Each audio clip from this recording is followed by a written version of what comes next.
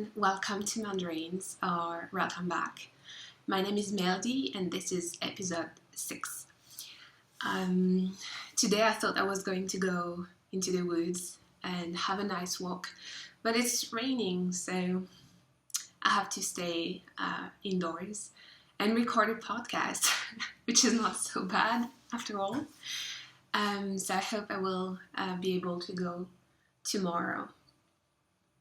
So I hope that you had a beautiful weekend. I've been quite busy this week, and this weekend was really nice, quite relaxing. I went to the farmers market, bought some flowers and local produces. We made bread this weekend. It's kind of a routine in the house since a couple of weeks. We make our own sourdough bread. We tried to make yogurt. It's not perfect yet, but it's nice trying to do things by ourselves. So yogurt, butter. What else? Meringues. I don't know how it's called in English. It's a mix of sugar and is it called egg yolks? No, yolks is the yellow, right? So the white part, you have to blend them together, and at the end you have like some kind of really thick texture, and you put it in the oven and it rises so much. Really good. That's about it. I was quite busy, as I said, but it's always really nice when there's a lot of things to do, work related. So this week I don't have that much knitting to share, to show you. I've been knitting a lot, but it's going to be more or less the same every week. I'm gonna start by saying that I did a lot of things, but I cannot show you a lot yet. So, as I mentioned in the last podcast, we started to have a knit along on Instagram. So with Danny of Little Bobbins and Deb, who's Tink Hickman on Instagram, it just happened that we started knitting on a water lily together, and we just started to have a little knit along. No pressure, no rules, no anything. Just try to bring people to knit something together, have fun, encourage each other, just having fun on a really nice pattern. So there's already a lot of people that join in and share their progress on Instagram. So it's really nice to see the yarn that people have decided to use, the color that they chose. So it's just lovely to see the progress. I've been knitting a bit on my water lily, not so much. Just hang on, I'm gonna stop that. So, I've been knitting on my water lily. There we go. So, I've been knitting on my water lily, but not so much. I didn't rush on the first water lily that I made, but I was so excited about the pattern that I worked quite a lot in the evenings on the patterns, and at the moment I have a lot of other knitting things to do, so I don't have that much time to knit on it. So before starting, I had a yarn dilemma. I will explain that a bit later. I posted a picture on Instagram because I had two choices of yarn and I was unable to decide which yarn I wanted to use for that project. So Instagram is really useful, so thank you guys if you help me out deciding which yarn to use. So I'm not sure that I'm gonna keep working on it, in the sense that I have some mistakes in my stitches, and the reason why.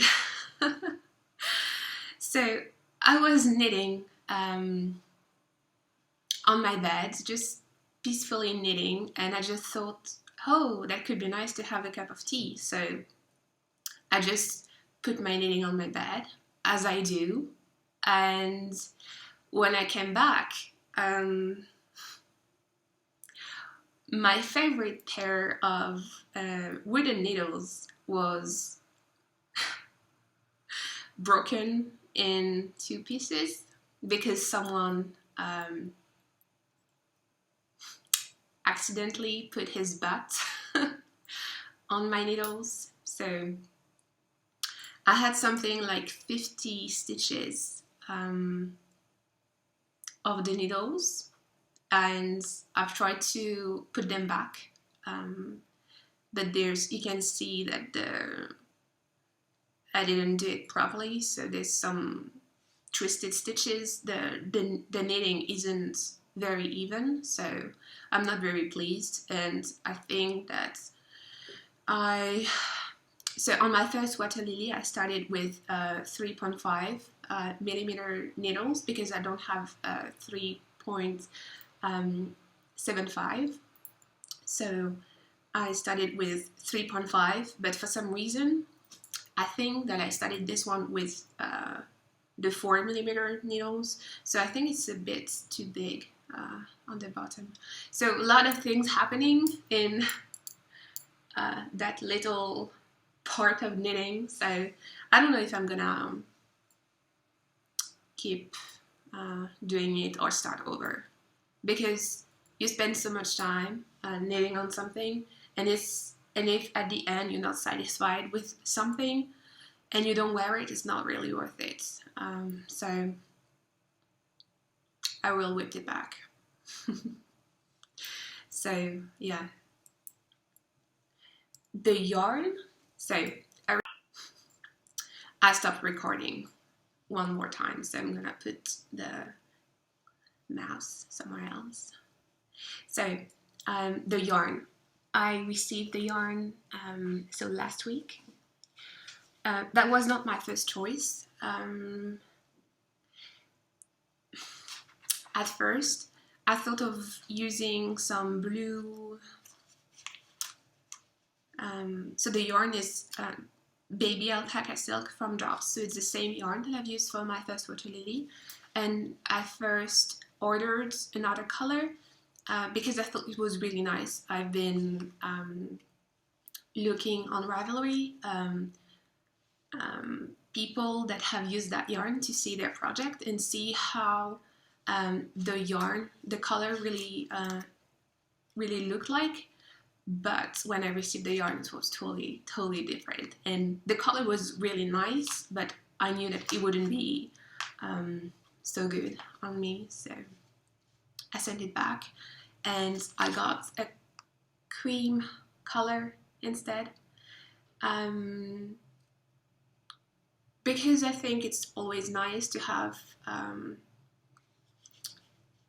something light, especially with that pattern, because there's a lot of lace on the top, and since it's for spring or summer, I think white or cream is going to be really nice. And I still have in the back of my mind the idea of dyeing the whole sweater when it's done, or just the lace, the top. So we will see, but I'm really pleased with this yarn and this colorway. I don't have a lot of garments in my wardrobe, and I don't have a lot of light colors, something that I could mix with different pieces in my wardrobe. So I think that's a really good choice. That's a good choice. So that's the only knitting that I can actually show you this week. I'm gonna drink some tea. Try not to. No, it's not too hot.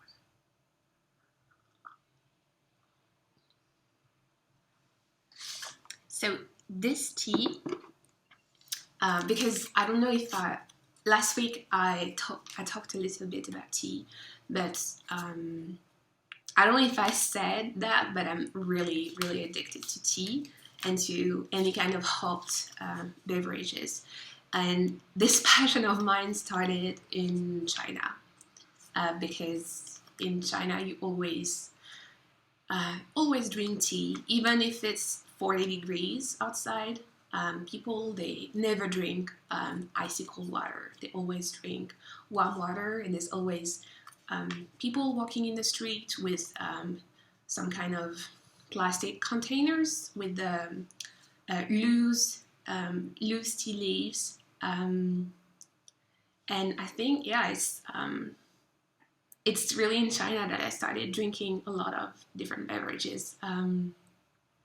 Tea, coffee, I've always been a coffee drinker. Then I love to drink soy milk, but the one that is freshly milled or freshly pressed. Just many things. Nothing comes to my mind at the moment, but everything latte, matcha latte, a lot of different things. And this one is Yamamoto Yama. I love Japanese as well. And it's Genmai cha. That sounds Chinese, but cha in Chinese is tea. And this tea has been sent to me by my friend Anna. She sent me a package this week with yarn and tea.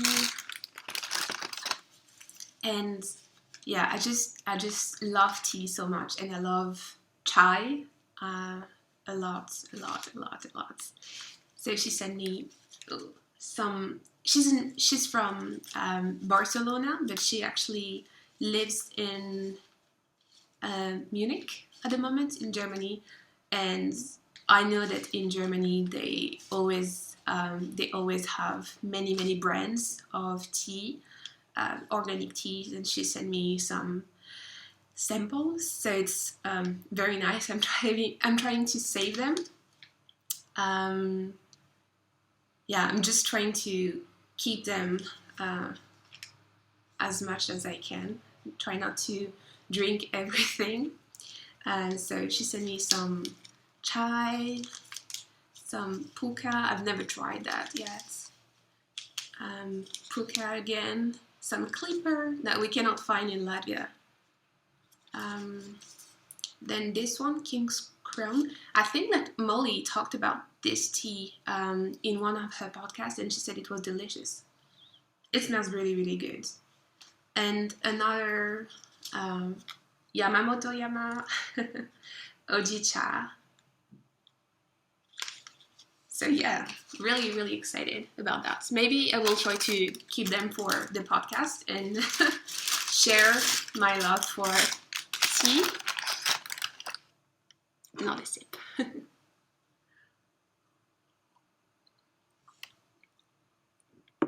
And so my friend Anna, she's Gregoria Fibers. I will put the links either in the show notes or in the bar. So she's Gregoria Fibers on Instagram, and she started her yarn company last week, I think, and she dyes yarn naturally. So just you can go to her shop and see what she sells. The colors are really beautiful, and I'm really Anna, if you're watching, I'm really proud of you. Really, really excited for you. So good luck. Yeah, so other than that, not so much knitting. I have some yarn to show you though.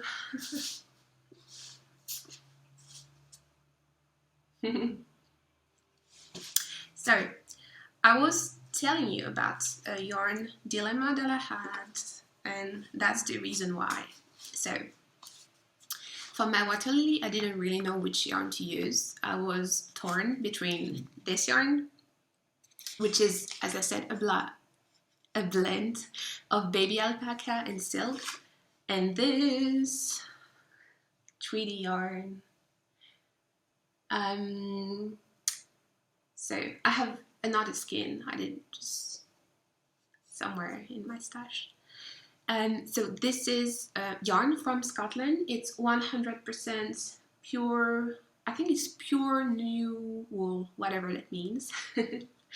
And it's a limited edition. I got that on ebay.co.uk. Don't ask.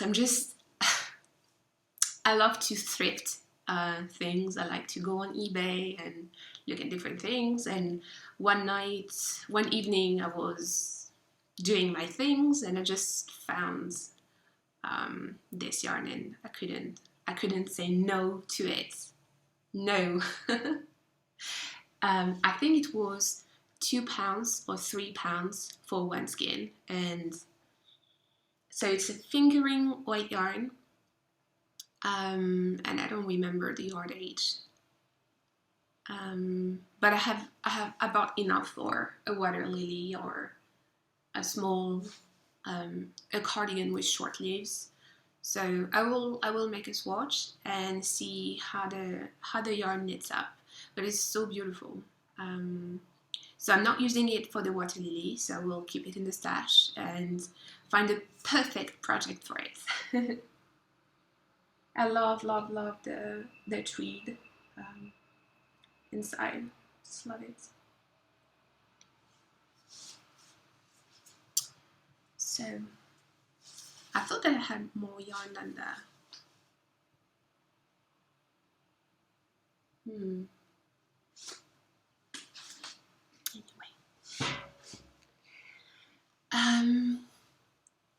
When was it? Friday. Yeah. Friday I went to the city, to Riga. I'm gonna try to show you a picture of the city if you haven't seen it on Instagram.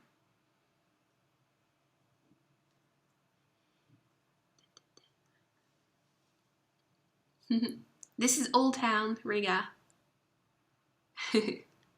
I don't know if you're familiar with the Miyazaki movies, but it really reminds me of that, especially how is it called? Kiki's Delivery.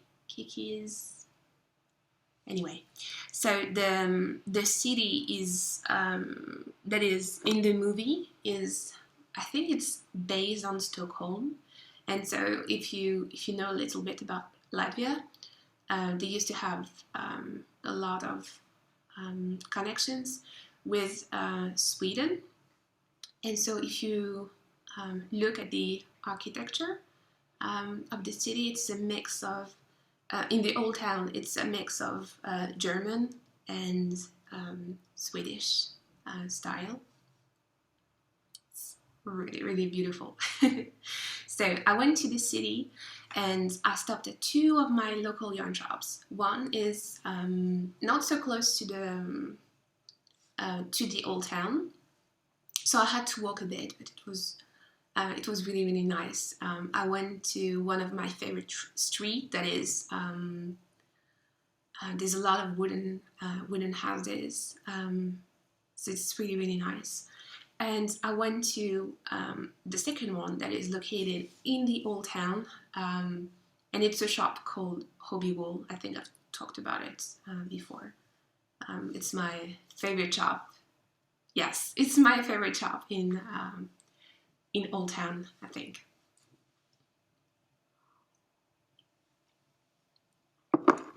And so in the first shop, I decided to get some traditional Latvian wool because I thought I've been in Latvia for 1.5 years already, and I've never knit with Latvian wool, which is a shame. So I just decided to go and get some wool and just give it a try. So I got this skin. I got a couple actually, but this is Latvian wool undyed. I think that's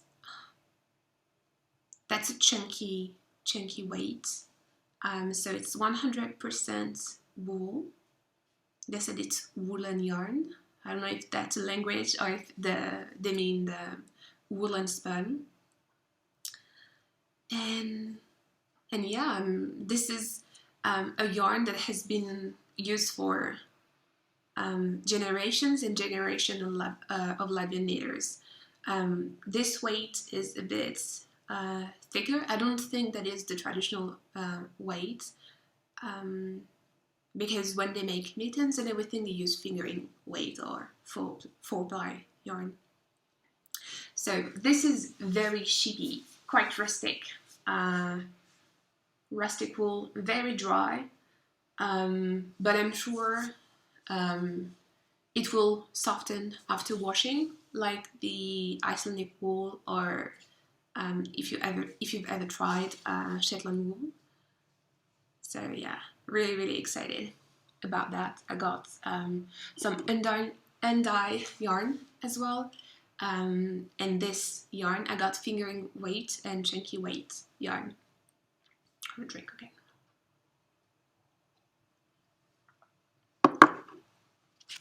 And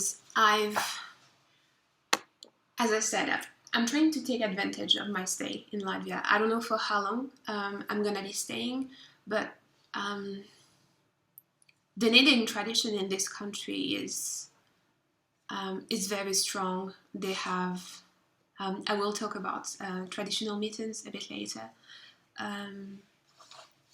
But yeah, it's the knitting tradition is very strong in Latvia, and I didn't know anything about the wool tradition in this country, so I just decided to make my own research and just learn a little bit more about Latvian wool, Latvian sheep, Latvian breeds. So I just made a quick research on the internet, and I found a couple of things, so I thought it could be nice to share them with you. So, sheep farming in Latvia has its origins back to the 9th century. And at the beginning of the 19th century, they started to import different breeds, especially from the UK. So there's a couple that I've never heard of.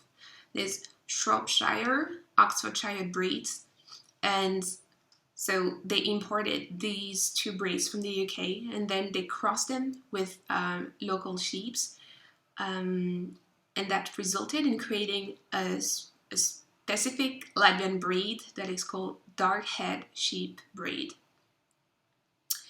And so nowadays there's different breeds that can be found in Latvia, but there's 74%, that was in 2012, 74% of Latvian dark-head sheep. There's also Romanov, I've never heard of that before, Suffolk, Texel, Doper, German Merino local, and in smaller numbers they have Gotland, Leicester, Jacob, Austrasian, and I don't know what's that. So yeah, that's really interesting. Because when I look at that yarn, well, I'm unable to say what kind of breed that yarn comes from. if I touch merino, I can definitely say it's merino, or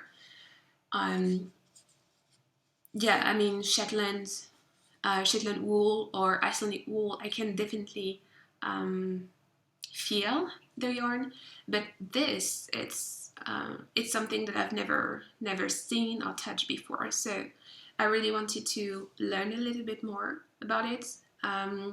So I'm gonna contact them and ask them if they have information regarding the yarn, because it's always interesting to know.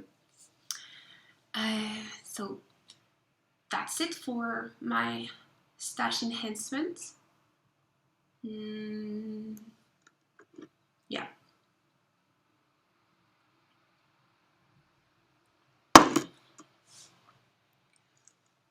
Ooh. So when I went to my second local yarn shop, which is called Hobby Wool, I went there because I wanted to get a book. I'm following Kristen from the Yarn Gazan podcast because she's always saying, just treat yourself. So I followed her advice and I treated myself. It's a book that I've been wanting for a very, very long time.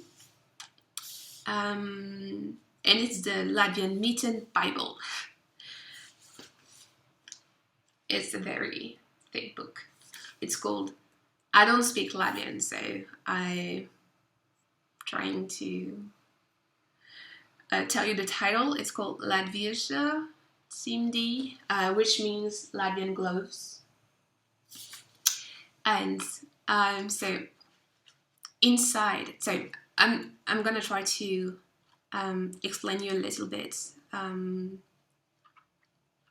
about the Latvian mitten. So if you look at Latvia, at the Latvian map, I don't know if I have one in the book. I should.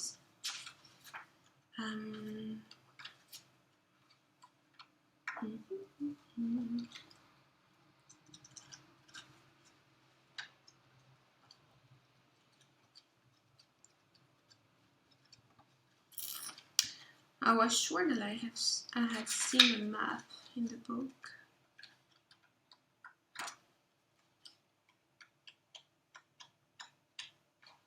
Anyway, so there's no map.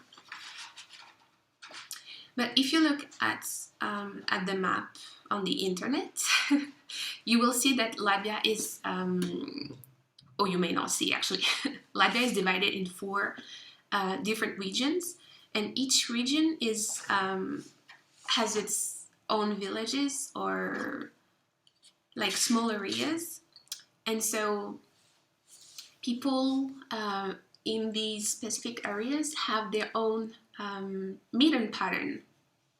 So that's why in that book there's so many different patterns in that from a very small country. I'm gonna show you a couple of them. And it's very, very inspiring. I should have put post-its in it.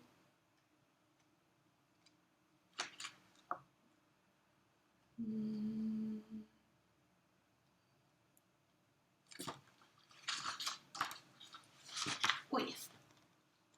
So this is the right page? Yeah. So that's the mitten pattern. The mitten actually, and that's the mitten pattern. So just a simple chart, and if you're not familiar with Latvian mittens, you will most probably need to figure out or have some kind of guide to explain you how to not only read the chart. It's not complicated because it's just color work, so you can understand what the small squares mean. But you have to figure out where to put the thumb because it's not written in the pattern. And Latvian mittens, that's why they're quite complicated because you have to figure out a lot of things yourself. So the thumb is supposed to have the same, it's supposed to continue the pattern, so there's no difference between the back of the mitten, the palm, and the thumb. The pattern is supposed to be the same, if that makes sense. And there's so many beautiful things. I have a couple favorites already. This one is absolutely gorgeous, I think.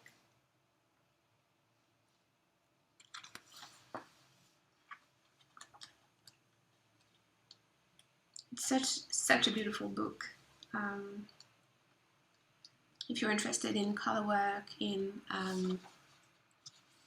traditional knitting, in folklore, that's a must-have, I think.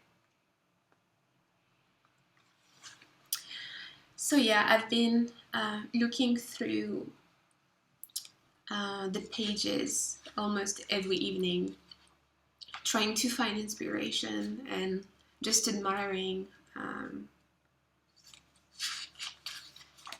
what people were able to do with 4 wooden sticks and some wool. So that's the map of Latvia.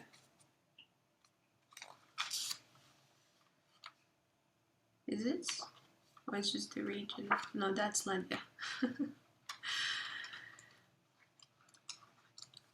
So yeah.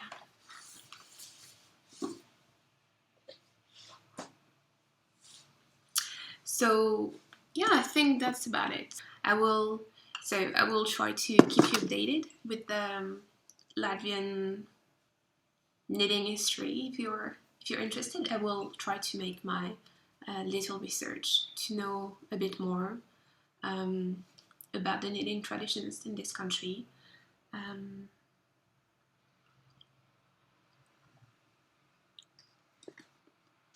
I wish you a beautiful end of your week. You can find me on Ravelry as Be Mandarines, on Instagram on Ravelry as Mandarines, on Instagram as Be Mandarines. And we also, I forgot to say that, we also have a KAL for the canopy shawl that I have designed, and there's already a lot of people that posted pictures of their finished object or their work in progress, and I've been totally blown away by the response for that pattern. I've been really, really happy to see people knitting it and saying really sweet things about the pattern. So if you want to have a look, you can go on Ravelry and see the project, the page for the pattern, or you can go on Instagram and we have a hashtag, which is canopykl, I think. I will link everything. So I wish you a beautiful end of your week, actually beginning of the week, because today is Monday, so beautiful beginning of your week. I hope that you will have a lot of knitting or any kind of crafts that you want to have this week. I hope that it's not too cold in your part of the world. So I hope to see you next week or the week after.